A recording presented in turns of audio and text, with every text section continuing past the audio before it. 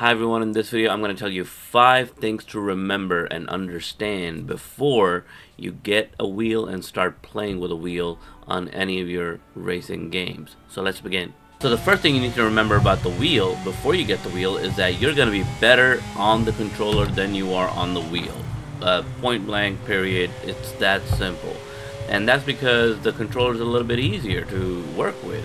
The wheel is not as easy to work with, and I'm going to talk more about that for my reason number 2. But to just sum it up, the wheel requires that you're engaged in a full body experience. Like you are constantly alert. It's not like you just have the controller and everything is at your fingertips.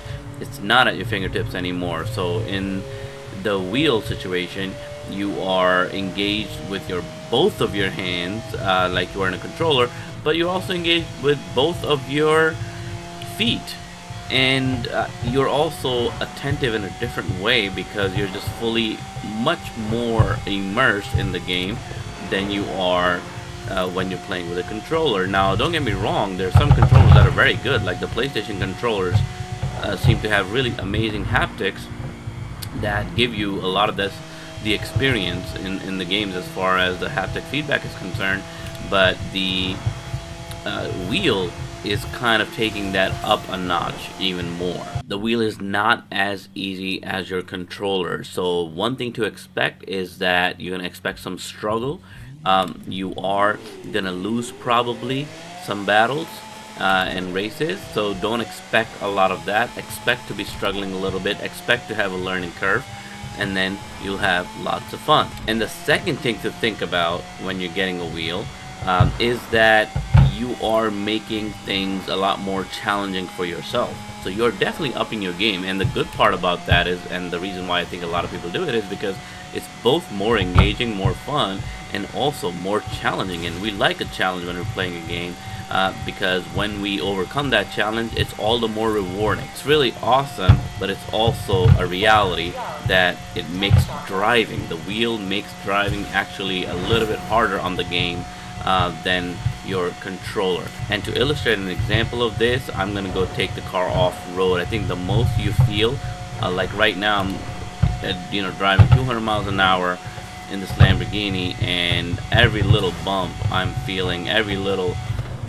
ooh, and now I'm off-road. And this is kind of what I wanted to show you, like how easy it is to lose control, and how difficult it is to get control back in a wheel, right? Especially if you're like playing manual and you have to kind of learn how to downshift and stuff. If you don't know that already, then it can be very challenging, and that's a good thing because you learn and you get better.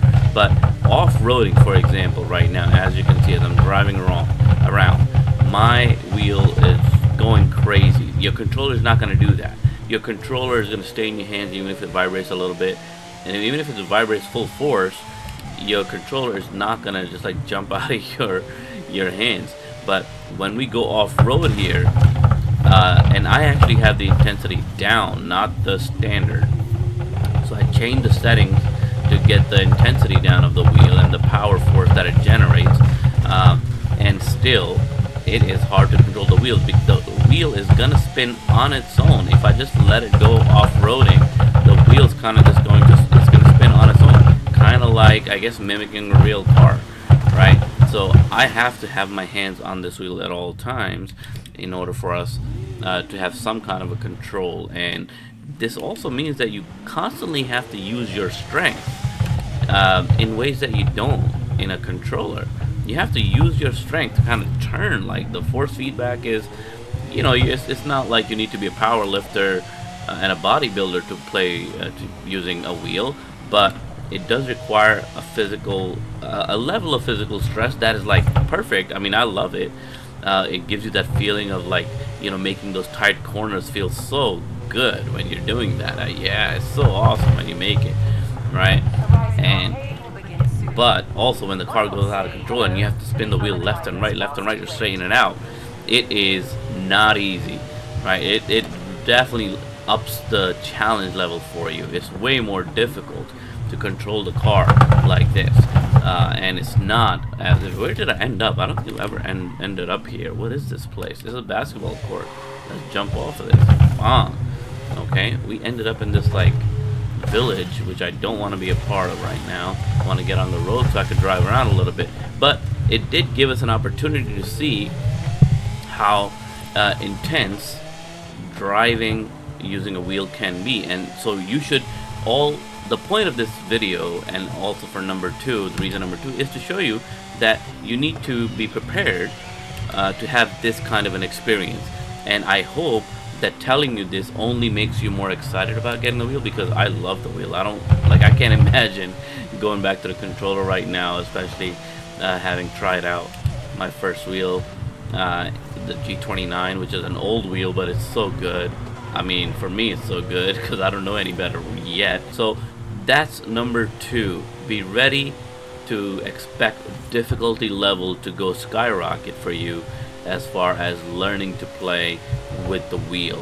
Driving is just gonna be hard. Third thing you need to remember before getting on a wheel is that you should prioritize fun over winning. Alright, fun over winning, because for me, the experience has been about just learning and just trying out different things and just getting my skills up a little bit in terms of driving with the wheel, and everything has been challenging. It hasn't been easy. So prioritize fun. Try to remember that you want to enjoy playing with this new tool that you got yourself, and you want to have a good time. You want to feel like whatever it is that you want to feel like while driving with a wheel. Like, you wanted to get a realistic experience. It's obviously not 100% real. It's a simulation at best, and you want to remember that, and you want to remember that you're doing this to have fun. This is not you know, when you lose races, you have to remember that the wheel is supposed to help you just have fun. If you expect the wheel to turn your game around and make you a better driver and make you win races, then those expectations are going to set you up to both put unnecessary pressure on yourself and also enjoy the game a little bit less, because it's definitely going to be the reality that you're going to lose more than you're going to win in the beginning anyway, until you get used to the wheel. So just remember that you are doing this because you enjoy racing, and the wheel just adds this extra layer of complexity that makes the game so much better to play with and so much more intense, and the experience is just almost surreal in the sense that you don't expect to be feeling so acutely attentive and so super involved in the game that the controller doesn't allow you to do, but when you have a wheel, that allows you to experience that feeling, and that's super amazing. So that's reason number 3. Don't worry about winning. Don't worry about anything, but just think and focus on enjoying the game as opposed to winning all the different races. And the Forza Horizon 5 is a great game for this because of the free roam option. You can just drive around, and I think that's exactly what you need when you have your first wheel. When you're just starting out with the wheel, just get on a game that allows you to just drive around for a little bit, alright, without any kind of mission. Just remember that you want to have fun more than you want to worry about winning every single game, every single race, I mean. Now, the fourth thing you want to remember when you get a wheel is that you need to practice a lot. And this relates to the last point about just doing free roam whenever you can, but I'm going to elaborate on what I mean by practicing. You need to practice how basic sort of driving works, because you don't have to think about that as much with the handheld controller, but with the wheel and the pedals especially, it becomes a lot more important that you understand how the gas or acceleration, brakes, and the clutch works. I'm not using the clutch right now because I'm using the pedal shifters, which I like about this wheel, and I don't intend on getting a physical shifter anytime soon. I'm happy with the pedals. I really like the pedals, and I like the automatic clutch functionality that's in there. I just need to keep shifting, or just paying a close eye on my RPMs, and that's it. I like that. Ooh, I'm getting out of control here. Why is it so dark in here? See, that view was so dark. Oh, there you go. Now the sun is out a little bit.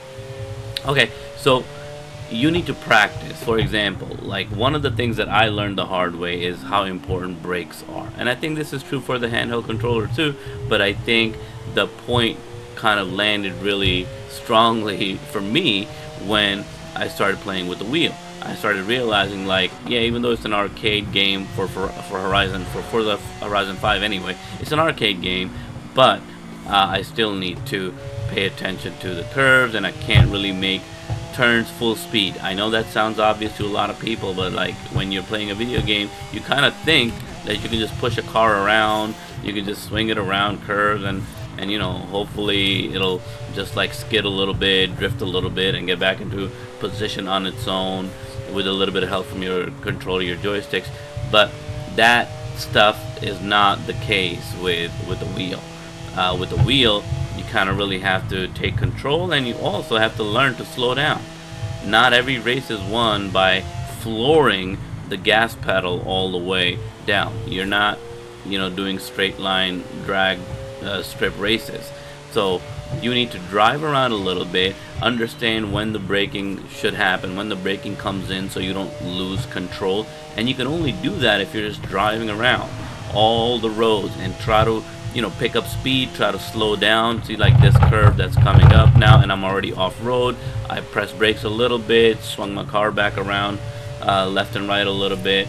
The wheel was shaking, and it gets tight and loose at the same time, which is really confusing. So you have to get those feelings, you have to get all that feeling, so that when you do play races, it's easier for you to control the car and get through different situations. You need to know how often and how much to press the gas. You need to know how often and when to use the brake, and in what situations.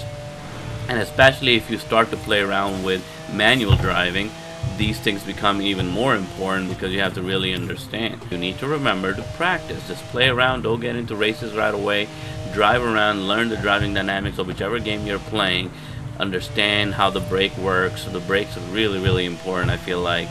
And then understand, you know, if you're going to do manual, how the shifting works, how responsive it is, and if there's a lag in the steering wheel. Well, I do notice that there's a slight lag for the wheel that I have for G29. It's obviously not a direct drive system, so I think maybe that has something to do with it too, and the direct drive system will have less of a lag or no lag. That's what I keep hearing. But you need to get that practice. So these curves that come, you need to understand how much to turn the wheel, like what happens to your car when you turn it, and then when you want to downshift and stuff like that. So there's just so many things to learn. So learn them by constantly or driving as much as you can. Like driving as much as you can. That's the only way to learn it. Play with the pedals, and the game will teach you. And it'll show you it'll reward you when you're driving the right way, and if it'll, you know, let you know when you're not driving the right way. Okay, now we get to the fifth and final thing to remember when you're driving, or before you start driving with a wheel, and that is, you know, this is going to be controversial, but I will say leave the settings alone. Okay, in the beginning, leave the settings alone, because you might not have any idea what you're messing up when you're changing your settings around. I want to show you. I have changed the settings. There's so many videos on how settings can be changed to kind of make the wheel more manageable, because the wheel is hard and shakes a lot. For example, these are the wheel settings that I'm showing you on PC for Forza Horizon 5.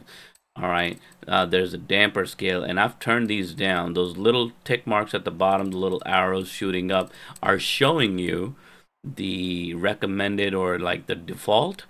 And I have reduced a lot of my stuff to kind of get a handle on things a little bit better. So you can do that too, but what I'm suggesting right now is that you start with your normal settings, your default settings, and change little things here and there as you are beginning to drive. So for example, if you know the shaking is too much, you can turn the vibration off all the way, right? If you turn the vibration off and the shaking still doesn't help, or the shaking is still too much, maybe it was the force feedback that was too much. Maybe it wasn't the vibration, maybe it was the force feedback that was creating a lot of that vibration. So you have to think about that, but you might not understand that until you play around with the settings a little bit. So the point is that in the beginning, try to just play and get a feel for everything by leaving the settings the way they are. Once you get a feel of everything, you can drive on the road okay, on a flat surface, not dirt roads and stuff, because those are definitely way more challenging. But if you can drive pretty decent on a regular road, a paved road, then you're ready to start playing around with some settings. And then you can start playing around with your vibration, your force feedback intensity, and there's a lot of things that you can do. And remember to please read the things in the settings, the setting options. They all have descriptions explaining to you what's gonna happen if you increase the number value higher or increase the number value lower. Every one of them tells you what the impact of that setting is gonna be on your experience. So pay attention to that. Don't just change numbers around. Read the whole thing. It is good to watch some videos to kind of understand what other people are recommending, but I have to say, when I did, I found people recommending vastly different things. So it sounds like everybody has their own thing. There's no one right setting for everybody. You have to think about your gameplay, which is why I'm saying don't touch the settings until you understand and develop your own gameplay with the wheel. Like once you get the feeling, after maybe a few hours you've played, you understand, you can drive, you can brake, you can do all these things, and you can stay on a straight road or a curvy road for a long time without crashing, you're good. Then go ahead and try playing around with something else. If you want to improve your off-roading experience, then start watching videos or whatever, and maybe listen to somebody's advice or just experiment on your own. But don't try to change multiple things at the same time. You have to think like a scientist. You have to change one little variable at a time and see if it has an impact or if it changes something, right? And then once that change happens, then you can see if that changes what you want, and then you change something else to add a new layer of complexity on top of that. So try to avoid making too many changes in the beginning. Try to play with the default settings for a minute, get a feel for it, learn to drive using a wheel, and then talk about or think about what it is that you want to change because something is bothering you while you're driving. Don't go straight into the videos. There's so many YouTubers telling you so many different things about different settings. They'll either take all the feeling out of your wheel, or they'll make the feeling too intense, and then you're not gonna have a good experience. Check out the default settings first, play, spend a few hours with that, and then start to turn and change things around as you see fit. And remember to read everything before you change it. And those are our 5 things to remember before you get a wheel. You're gonna be better with a controller. Cars are harder to control. Focus on fun over driving. Practice driving, and don't change settings too much in the beginning. I hope this advice helps you, and until next time, peace.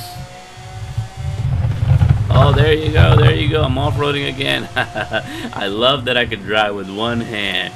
Can you do that with a controller? No, you can't. One hand driving, baby. This is awesome. Bye.